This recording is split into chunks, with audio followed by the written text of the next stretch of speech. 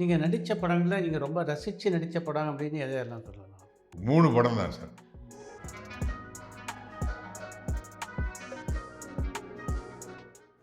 எந்தெந்த இசையமைப்பாளரோட நல்ல பழகக்கூடிய வாய்ப்பு உங்களுக்கு அமைஞ்சது? நம்ப மாட்டீங்க, இளையராஜா கூட தான் சார். யார் அதிகமாக நெருங்க முடியாதோ அந்த இளையராஜா கூட தான் எனக்கு அதிக பழக்கம். காரணம் என்னென்னா,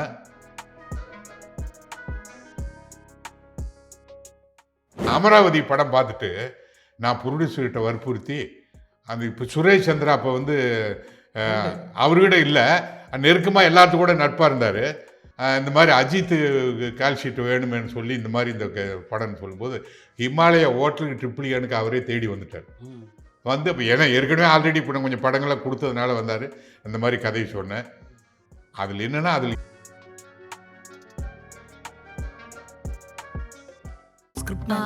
சொல்லியாச்சு இதெல்லாம் சொல்லியாச்சு. அப்போ என்னதான் மேம் சொல்றது? இதுக்கு மேல நம்ம ஒன்னும் சொல்ல வேணாம். நம்ம ஆளுங்க தானே நம்மள இவ்ளோ தூரம் சப்போர்ட் பண்ணி கூட்டிட்டு வந்தாங்க. அவங்களுக்கு தெரியாதா அவங்களோட பெஸ்ட் ஹாலிடேஸ் நம்ம கூட தான்? கரெக்ட் தானே? GT Holidays, South India's #1 travel brand.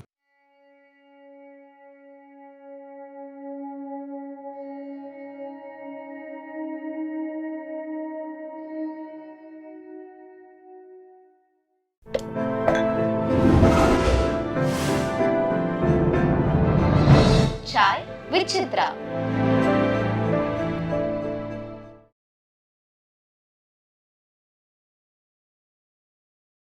நீங்கள் நடித்த படங்களில் நீங்கள் ரொம்ப ரசித்து நடித்த படம் அப்படின்னு எதையெல்லாம் சொல்லலாம்? 3 படம் தான் சார். ஒன்று வாழ்க்கை சக்கரம், இன்னொன்று நினைவு சின்னம், இன்னொன்று அண்ணன் தம்பியாடா.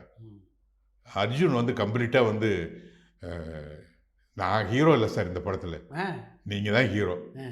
அது ஒன்றும் சந்தேகமாக இல்லை. ஏன்னா டயலாக்குகள் அப்படி. நானே ரைட்ரு, நானே வந்து டைரக்டரு. கேரக்டர் நெகட்டிவ் கேரக்டர், கைதட்டு வாங்குற ஆனால் அதை ஏற்றுட்டு நடித்தார். அது பெரிய விஷயம், பெரிய விஷயம். நான் அப்படி இன்னொன்று பண்ணினேன். உங்கள் வீட்டு சினிமாக்காரங்களாட்ட ஒரு தயாரிப்பாளராக இருந்ததுனால உங்கள்கிட்ட சொல்கிறேன். எங்கள் ப்ரொடியூசர் கொஞ்சம் பெரிய காசு பணத்தோடு வரல.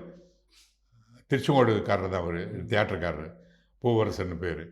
சந்திரபுராஜ் ஜெயினிக்கிட்ட தான் ஃபைனான்ஸுக்கு போனோம். நீங்கள் ஒரு ஃபோட்டோ படத்தை எடுங்க, ஒரு 10-20% வந்ததுக்கப்புறம் நான் ஃபைனான்ஸ் பண்ணுறேன். நீங்கள் இந்தந்த படங்கள்லாம் பண்ணியிருக்கீங்கிற காரணத்தினால நான் ஒத்துக்கிறேன். ஆர்டிஸ்ட் வேல்யூ சொல்கிறீங்க, ப்ளஸ் உங்கள்கிட்டையும் இருக்குதுன்னு சந்திரபுராஜைன்னு சொல்லிட்டார். ஆனால் எங்கள் ப்ரொடியூசர்கிட்ட காசு 3 லட்சம் தான் இருந்தது. அர்ஜுன் வந்து வெளியூர் இருந்தார். அவருக்கு இன்னும் அட்வான்ஸ் கொடுக்கல. ஆபாவடம் தான் மியூசிக்கு. நான் இவர் எடுத்துகிட்டு வந்து 3 லட்சம், 1 லட்ச ரூபாய்க்கு பக்கமாக ஆர்டிஸ்ட் அட்வான்ஸ் கொடுத்தாச்சு, எக்ஸப்ட் அர்ஜுன். மீதி ரெக்கார்டிங்கு அது இதுன்னு சொல்லிட்டு 1 லட்சம், பேப்பர் கீப்பர் காஸ்ட்னு சொல்லிட்டு அதுக்கு 1 லட்சம், அது இதுன்ட்டு எல்லா செலவு ஆஃபீஸு எடுத்தது. அட்வான்ஸ் கொடுக்க பணம் இல்லை, அர்ஜுனுக்கு அட்வான்ஸே கொடுக்கல.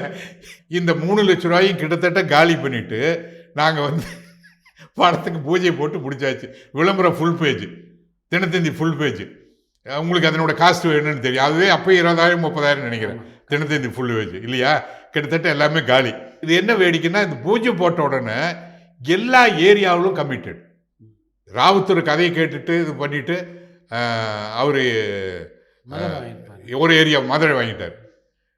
NSCA ராதிகாவோட அம்மா வாங்கினட்டு எல்லா ஏரியாவிலும் கமிட்டட் அட்வான்ஸ் எல்லாருமே. அர்ஜுனுக்கு எப்போ நாங்கள் காசு கொடுக்குறோம்னா, அவர் இங்கே டிஸ்ட்ரிபியூட்டரோட காசு வாங்கி நாங்கள் வந்து அட்வான்ஸ் கொடுக்குறோம். அப்புறம் இதெல்லாம் கொடுத்தது போகவே வந்து ஷூட்டிங்கு காசு இல்லை, ஷூட்டிங் அடுத்து போகணும்.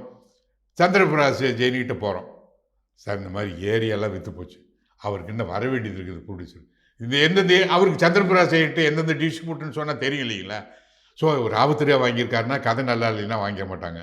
ஸோ இப்படி சாதிகாமா வாங்கி எல்லாருமே வந்து பெரிய இடம், ஆனால் ஏதோ சூழ்நிலையில் டைட்டில் இருக்காங்க அப்படின்னு சொல்லிட்டு முதல் படத்தினோட முதல் ஷெட்யூலுக்கே சந்திரபுராஜைன்னு நான் வாழ்நாள்லேயே கொடுத்ததில்லை அவர் நினைக்கிறேன். எல்லாம் கொஞ்சம் மூவ் பண்ண தானே கொடுப்பாங்க. ஸோ அப்படி கொடுத்து வாங்கிட்டு தான் அப்புறம் தான் அதை கொண்டு போய் நம்ம அட்வான்ஸு கொடுத்து நாங்கள் அந்த படத்தையே மூவ் பண்ணணும். அந்த படத்தில் டைலாக்குகள் வந்து பின்னி எடுக்கிற மாதிரி இருக்கும். ஒன்லி ஜெயிச்சது டைலாக் தான், ரொம்ப அருமையான டைலாக்கு. அர்ஜுன் வந்து அதை அளவு பண்ணிட்டார். இந்த படம் ஜெயிக்கணும், இந்த கேரக்டர் ஜெயிச்சா தான் ஜெயிக்கும், இந்த கேரக்டர் ஜெயிச்சா தான் நான் ஜெயிக்க முடியும், கேரக்டர் வந்து நெகட்டிவ் என்னை திட்டினா தான் நான் திட்ட முடியும் பதிலுக்கு.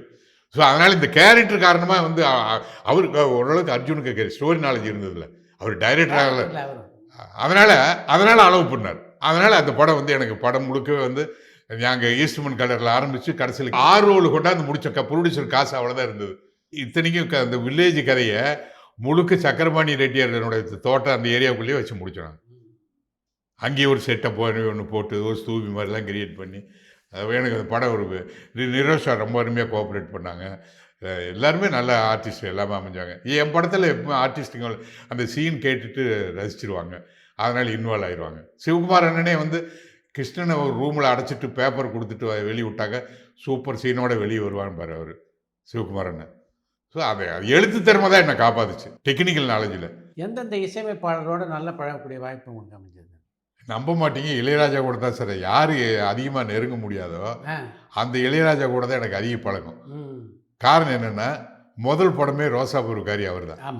அப்போ வந்து அப்போ அன்னைக்கிலாம் ஹிட் ஆயிடுச்சு. அது வேற திருப்பூர் மணியோட ஆஃபீஸ் வேணந்த பிக்சர்ஸில் ஜமகாலத்தை போட்டு அங்கே தான் கம்போசிங்.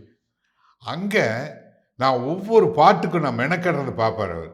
நான் எல்லாம் அந்த வில்லேஜினோட கதைங்கனால இந்த ஒப்பாரி பாடலினோட வரி, தெம்பாங்கு பாட்டோட வரி, ஒவ்வொரு அது படத்தினோட பாட்டினோட ஹிட்டுக்கு காரணமே அந்த கலவுக்கிலான வில்லேஜினோட நேட்டிவிட்டி பாடல் வரிகள் ஒரு பெரிய காரணம். இப்போ எங்கள் மாமே ஒரு நாள் பாட்டிலேயே நான் இளையராஜாட்ட சொன்னேன், நான் சார் எங்கள் ஊரில் வந்து சுச்சுவேஷன் சொல்லும்போது வில்லேஜில் வந்து மாரியம்மன் பண்டிகை எப்போ வந்து ஏதோ ஒரு டேப் அடிச்சுக்கிட்டு ஒருத்தன் பாடுவான், கேட்டாங்கம்மா என்னங்க எங்கெங்க பொம்பளை வேஷம் போட்டுக்குவான், பொம்பளை வேஷம் போட்டுக்கிட்டு கேட்டாங்கன்னு சொல்லிட்டு கொஞ்சம் கொஞ்சம் அப்படியே என் கால அளவை பார்த்து காளிபட்டி கவுண்டருக்கு கேட்டாங்க, என் மாற அளவை பார்த்து மாரளிபட்டி பூசாரி கேட்டாங்கன்னு ஒன்று அப்படியே செக்ஸுக்கு போகும். இப்படிலாம் பாட்டு பாடுவான் சார்னு. அப்போ இந்த வெத்தலை சாங்குக்கு இந்த சுச்சுவேஷனை சொன்னேன். அவன் அதில் தான் கேட்டாங்க எங்கெங்கே கேட்டாங்க, என்னென்ன கேட்டாங்க, பயில்வானு இதை கேட்டார், பாட்டி இதை கேட்டார், 3 தோளானுக்கு இந்த அப்படிங்கிற பாட்டெல்லாம் வச்சு வெத்தலைங்கிற சாங்கை கம்போஸ் பண்ணேன். ஸோ அந்த பாட்டுக்கு ஒரு பெரிய லீடு கொடுத்தேன் நான். அப்புறம் இதுக்கு உச்சி வந்தெடுத்த சாங்கில் வந்து இப்போ நாட்டுப்புற பாடல் வரிகள் இதெல்லாம் பொருந்துமா பாருங்க சார். நான் ஒவ்வொரு பாட்டுக்கும் ஒரு பெரிய ஜாகிரபி தயாரிக்கிற மாதிரி தயாரித்து இந்த வரிகள்லாம் இந்த சுச்சுவேஷன், நான் கவிஞன் இல்லை, பாட்டு சுச்சுவேஷனுக்கு பொருத்தமாக இருக்கணும் அப்படிங்கிற மாதிரி இதுக்கு இந்த வரிகள் பொறுத்தோ இந்த கதைக்கு இது ஒரு கதையை சொல்லணும். பாட்டில் எப்பவுமே கதை வரணும். கண்ணதாசனோட மிகப்பெரிய சக்ஸஸ் காரணம் பாட்டில் கதை சொன்னது தானே. வெறும் பாட்டாக மட்டும் இல்லாமல் 1-2 இடத்துல வரலாம் பாட்டு கதை சொல்கிற பாட்டு தான் நிற்கும். ஸோ அப்படி நான் சொல்லும்போது அதில் வந்து இந்த பாரு சார் இந்த ஒப்பாரி பாட்டு வரி இது பொருத்தமாக இருக்கு பாருங்க. பட்டியில் மாடு கட்டி பாலை பறந்து அதை கொடுத்து அவரோட ஒய்ஃபு கெட்டு போயிட்டான்னு ஊரில் சொல்லி அதை ஒட்டி வந்து அவர் சோகமாக பாடுற பாட்டு. அவர் இப்படியெல்லாம் ஊருக்குள்ளே கெட்ட பேர் வந்துடுச்சு அப்படிங்கிற பேர். அதுக்கு அவர் வரி இப்போ அது கரெக்டாக நாட்டுப்புற பாடலில் கிடைச்சது. பட்டியில் மாடு கட்டி பாலை கறந்து வச்சேன் பால் திரிஞ்சு போச்சுதுன்னு சொன்னாங்க, வட்டு கருப்புட்டிய வாசமுள்ள ரோசாவை கட்டெரும்பு மொச்சுதுன்னு சொன்னாங்க. ஸோ இது எல்லாமே பொருந்தணுன்னா அப்படியே தூக்கி வச்சு அவர் புலமை பற்றின அழகாம அது உச்சி வந்து எடுத்து அது பச்சை மலையெல்லாம் அவருக்கு கொடுத்த வரி தான். இது சுச்சுவேஷனுக்கு பொருத்தமாக இருந்தனால இது கரெக்டாக இது வந்து ஃபிட் ஆகிது. ஸோ இது பார்த்த உடனே எனக்கு அவருக்கு எம்பேரில் இப்போ இளையராஜாவுக்கு ரொம்ப பிரியும். நீ வாங்க அப்படின்னு சொல்லிட்டு தான் நல்ல ப்ரொடியூசர் எனக்கு வரிசையாக எனக்கு அமைஞ்சிட்ட காரணத்தினால அவர் சொன்ன ப்ரொடியூசர் இல்லை. அப்புறம் நான் வந்து மறுபடியும் இந்த ராமபாண்டியன் திறமை படம் பண்ணும்போது சந்திரபாஸ் வச்சுக்கிட்டு கூட நாங்கள் பெரிய ஹிட்டு பாட்டு கொடுத்தோம், அது அவருக்கு தெரியும். அப்புறம் நான் வாழ்க வளருக்கு போய் கேட்டப்போ ஓகேன்னு சொல்லிவிட்டு அப்புறம் பீச்சில் இதில் பிஜிபியில் தான் இருந்தது. அங்கே அவர் சொன்னார், அவர் சரி நீங்கள் அந்த சுச்சுவேஷன்லாம் சொல்லிவிட்டு நான் சாப்பிட சார்னு சொல்லிட்டு போனோம். உட்காருங்க கிருஷ்ணன், இன்னும் நீங்கள் கொஞ்சம் ஒதுங்கியே இருக்கீங்க. இல்லை சார் நீங்கள் அதெல்லாம் ஒன்றும் இல்லை, நான் 10 ப்ரொடியூசர்கிட்ட ஏன் ஒதுங்குறேன்னா கண்ட கதையெல்லாம் எதோ பேசி என் டைமை வேஸ்ட் பண்ணுவாங்கிறதுக்காக பார்த்தா நான் ஹெட்வெயிட் மாதிரி நினைப்பாங்க. பழைய ஃப்ரெண்ட்ஸுங்க உங்கள் மாதிரி இருக்கிறவங்கனாக்கா பேசுகிறதுக்கு என்ன இருக்க போகுது, புது ஆளுங்கிட்டிங்கன்னா கொஞ்சம் ஏதோ ஒன்று கேட்பாங்க, எங்கள் டைம் வேஸ்ட் ஆகும். அந்த ஒரு காரணத்தை எனக்கு ஹெட்வெயிட்டு ரிசர்வ்னு சொன்னால் சொல்லிட்டு போயிட்டு போகிறாங்க. எனக்கு அதை பற்றி கவலை இல்லை. எனக்கு வேண்டியது அவங்க படத்துக்காகத்தான் நான் அந்த மூடில் போகிறேன். ஸோ அப்படி தான். ஆனாலும் இப்போ அதுக்கப்புறமா ஒரு மறுபடியும் ப்ரொடியூசர் அவர் கொடுத்துருப்பாரு. எனக்கு வரிசையாக ப்ரொடியூசர் அமைஞ்சு அப்புறம் நடிக்கிற வாய்ப்பு வந்தோடனே நம்மள்கிட்ட அப்புறம் இன்னொன்று எனக்கு அவருக்கு ஒரு சின்ன ரோசாபுரக்காரி அப்போ என்னுள்ளில் இயங்கும் கீதத்தில் நான் டயலாக் அங்கங்கே வந்து பாட்டு ரெக்கார்ட் பண்ணி முடிச்சதுக்கப்புறம் சொருகினேன். ஏன்னா உங்களுக்கு சுச்சுவேஷன்னு அந்த ஜெயச்சந்திரன் வண்டியில் ஏற்றிட்டு போவார் தீபா, பிரேக் போட்டோன்னே அப்படி இப்படி பிடிப்பா.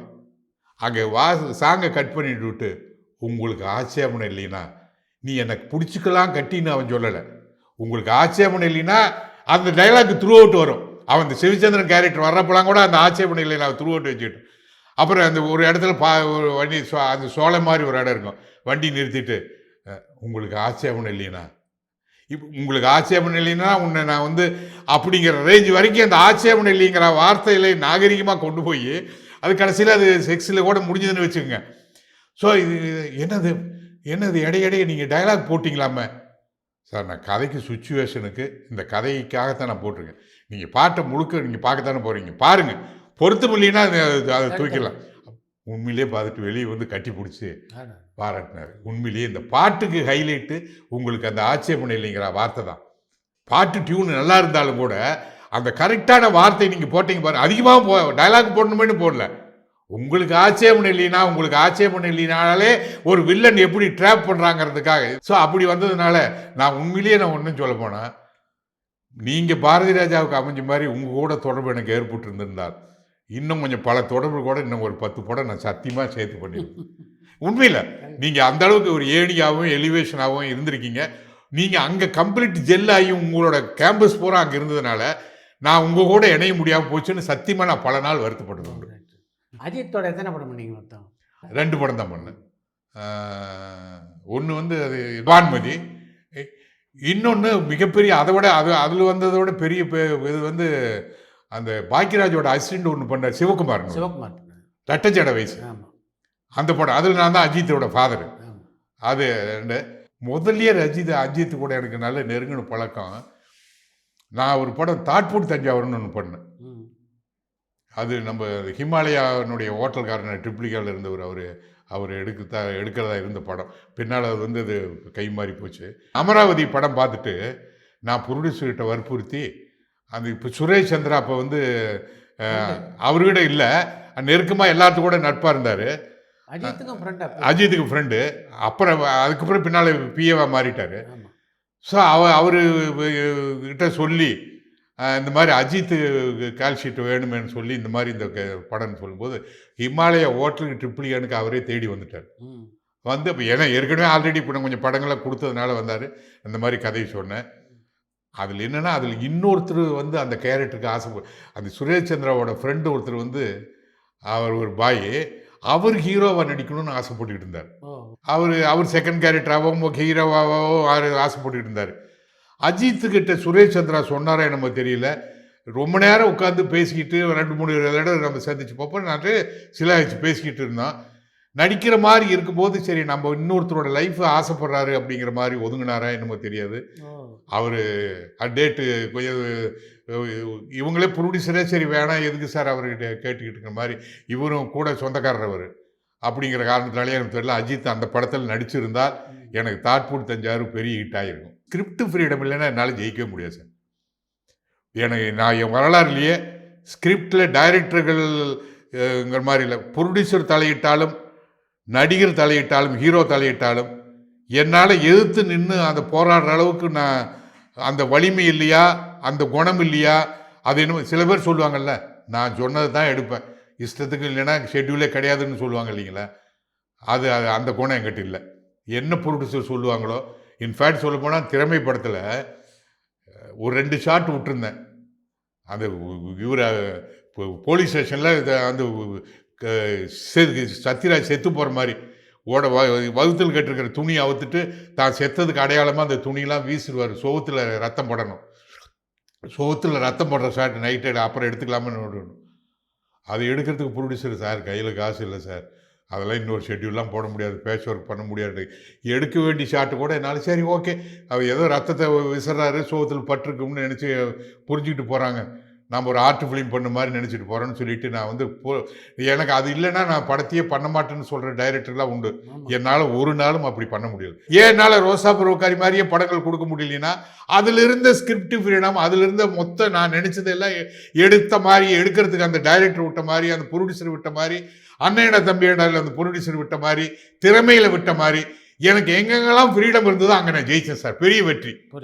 அங்கே இல்லாத இடத்துல காம்ப்ரமைஸ் நான் பண்ணிக்கிட்டேன் பாருங்க, அங்கே எல்லாமே கொஞ்சம் கம்மி. நான் சொன்ன மேட்ரு வந்து மகேந்திரன் வந்து நான் அதை விட 100 மடங்கு ஷார்ட்டில் பியூட்டி பண்ணார் உதிரி புகழில். ஸோ நான் எனக்கு கருத்துக்களில் புதுமை தர முடியுது. அந்த கருத்தை எம்ப்ளாய்மெண்ட் பண்ணுறதுக்கு உண்டான ஒரு அந்த ஒரு போராட்ட குணம் என்கிட்ட பத்தாது. போராடி எத்தனையோ பேர் இருக்காங்கல்ல, இதை நான் நினைக்கிற மாதிரி அந்த செட்டை போடலைனாக்கா நான் வரலன்னு சொல்ல ப்ரொடியூசர் டைரக்டர் உங்களுக்கு தெரியாதா? நான் ஒரு நாள் அப்படி சொல்கிறதில்ல. நான் ப்ரொடியூசர் என்ன சொல்கிறாரோ, ஹீரோக்கு என்ன சொல்கிறாரோ அந்த காம்ப்ரமைஸ் பண்ணி கொஞ்சம் நான் சரி பரவாயில்ல அனுசரிச்சுக்குவோம், சரி விட்டு கொடுத்துடலாம் அப்படின்னு நினைக்கிறோம் பாருங்க. எப்படியாவது நம்மளை நம்பி கமிட் பண்ணிட்டாங்க பல லட்சம். இன்னும் சொல்ல போனால் 10 லட்ச ரூபா பணத்தோடு ஒருத்தன் வருவான் எங்கள் படம் ஹிட்டு கொடுத்துக்கிட்டு இருக்கிறப்போ. எவனா சொல்லுவானா பாருங்க, இல்லை பாருங்க இந்த பணம் உங்களுது இல்லைன்னு நினச்சா நீங்கள் வாங்க. ஏன்னா காட்டை விற்றோ சொத்தை விற்றோ கடன் வாங்கியோ நீங்கள் வந்தீங்கன்னா நாளைக்கு திடீர்னு ஏதாவது ஒன்று, இந்த படம் ஹிட்டுங்கிறதுக்காக நீங்கள் வந்திருக்கீங்க, படம் ஹிட்டு கூட கொடுக்க முடியலாம். சூழ்நிலை காரணமாக இந்த படத்தில் நடித்த ஹீரோவுக்கு ஏதாவது ஆகிப்போச்சு. அடிப்படையில் உங்களுக்கு சொத்து வேறு இருந்து இது போனால் போயிட்டு போகுதுன்னு நினச்சிருந்தா பரவாயில்ல.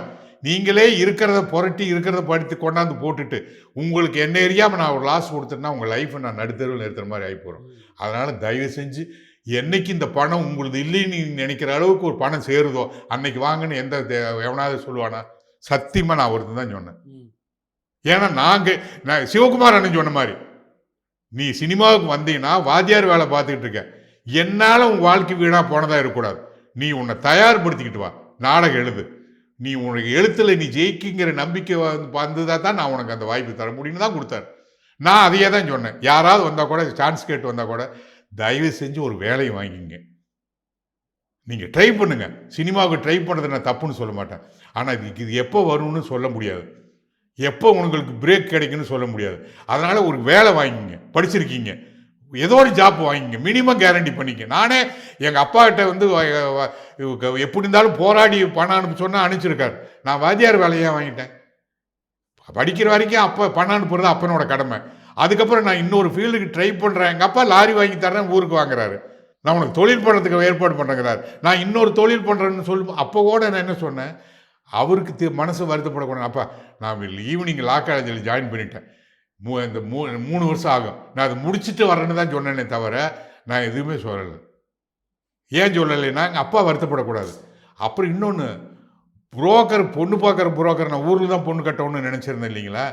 தயவு செஞ்சு சினிமாவுக்கு ட்ரை பண்ணுறீங்கன்னு சொல்லிடாதீங்கம்மா. சினிமா நான் பொண்ணு கொடுக்க மாட்டேன், சினிமானா பொண்ணு தர மாட்டான். வாத்தியார் வேலை பாருங்கள். ஊரில் அவங்க அப்பா கொஞ்சம் பெரிய மனுஷன், காடு போட்ட நீச்சல் இருக்குது, பையன் மெட்ராஸில் வாத்தியார் வேலை பார்க்குறான். அப்படி கட்டுனது தான். சினிமாவுக்கு ட்ரை பண்ணுறேன்னு கூட சொல்லாதீங்க. அப்போ தெரியுங்க நாடகம் மேஜர்களை எழுதிட்டு இருக்கேன். சத்தியமாக நான் சொல்லவே இல்லை சார். நான் சொல்லக்கூடாதுன்னே சொல்லிட்டான், கண்டிஷன் வச்சுட்டான்.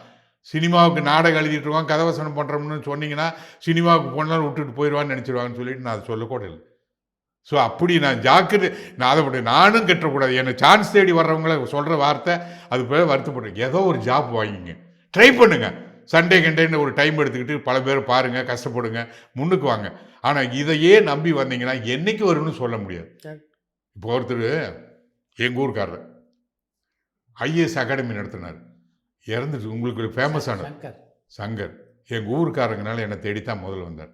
நான் இதையே தான் அவர்கிட்ட சொன்னேன், சார் நீங்கள் ஏதாவது ஒரு அப்போ ஐஏஎஸ் அகாடமிலாம் ஆரம்பிக்கலை, எதையா ஒரு தொழில் ஒன்று பண்ணுங்கள், பண்ணிட்டு நீங்கள் அதுக்கப்புறம் ட்ரை பண்ணுங்கள். என் பேரில் சலிச்சு போனாரா, கோவப்பட்டு போனாரா, இல்லை உண்மையிலேயே சீரியஸாகவே எடுத்துக்கிட்டு போனாரா தெரியல. அதுக்கப்புறம் எனக்கு பல வருஷம் கழித்து சூசைட் பண்ணிட்டு இருக்க அப்புறம் தான் இப்போ இருந்தால் உங்கள் ஊருக்காரர் ஐஏஎஸ் அகாடமி வச்சுருப்பாருன்னு சொல்லுவாங்களே தவிர அது அவரு நான் நினைக்கல. அப்புறம் நான் ஃபோட்டோவை பார்த்ததுக்கப்புறம் தான் அடட இவர் தான், சரி பரவாயில்ல, நம்மளால் ஒரு பெரிய அகாடமி ஏற்படுத்தினார். ஆனால் அவர் வாழ்நாளில் அவர் இன்னொரு உயரத்தை தொட வேண்டிய மிஸ் ஆகிட்டாருன்னு எனக்கு வருத்தம். இப்படி பல பேர்த்துக்கு நான் சொல்கிறது அட்வைஸை, தயவு செஞ்சு உங்கள் பேசிக்கை கரெக்ட் பண்ணிங்க. உங்களால் அப்பா அம்மா கஷ்டப்படக்கூடாது, உங்களை நம்பி வரக்கூடிய மனைவி கஷ்டப்படக்கூடாது. பேசிக்காக இருக்கணும். நான் 5 வருஷம் லீவ் போட்டேன் சார். நான் வாத்தியார் வேலையை வாங்கிட்டு ரோசா பருவக்காரி வந்து 5 வருஷம் லீவை போட்டு, அப்போல்லாம் மெடிக்கல் லீவ் கொடுத்தாங்க, லீன் அதுக்கு பேர். ஆமாம். அந்த லீன் போட்டு தான் வந்து சினிமாவுக்கு வர முடியலன்னா மறுபடியும் போயிடலாம். சம்பளம் இல்லாத வேலை பார்க்க. சம்பளம் இல்லாதவன். அப்புறம் எனக்கு நான் ஒரு ரோசா பவர் வந்தோடனே என்னோட போஸ்ட்டுக்கு ஒருத்தர் அப்பாயின்ட் பண்ணாங்க. அவன் ஓடி வந்தான், சார் நான் இதை நம்பி கண்ணாலத்தை பண்ணிக்கிட்டேன், நீங்கள் மறுபடியும் வந்துடுவீங்களா? வந்தீங்கன்னா என் பொழப்பு போயிடும் சார். நான் ஆண்டவன் புண்ணியத்தில் நீங்கள் எனக்காக வேண்டிக்கிறீங்க, அதனால் நான் தொடர்ந்து ஜெயிப்புங்கிற நம்பிக்கை இருக்க. படங்கள் ஏதோ ஹிட் ஆகிட்டு தான் இருக்குது, அதனால் பயப்படாதீங்கன்னு சொன்னால் அந்த பச்சி பாஸ் ஹை ஸ்கூலுக்கு பாரிஸ்காரன் இருக்கிற ஸ்கூலு.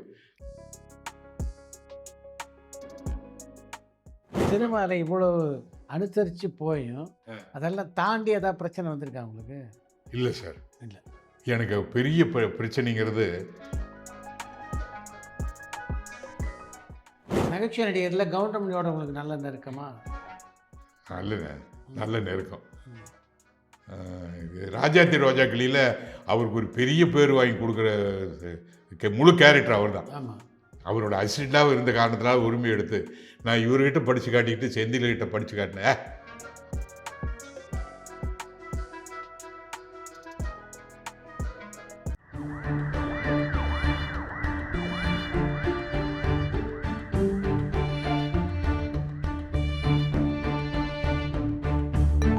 பரபரப்பான சினிமா செய்திகள், நட்சத்திரங்களின் பேட்டிகள், சினிமா வரலாறு ஆகியவற்றை பார்க்கவும் படிக்கவும் உங்களுக்கான இணையதளம் touringtalkies.co.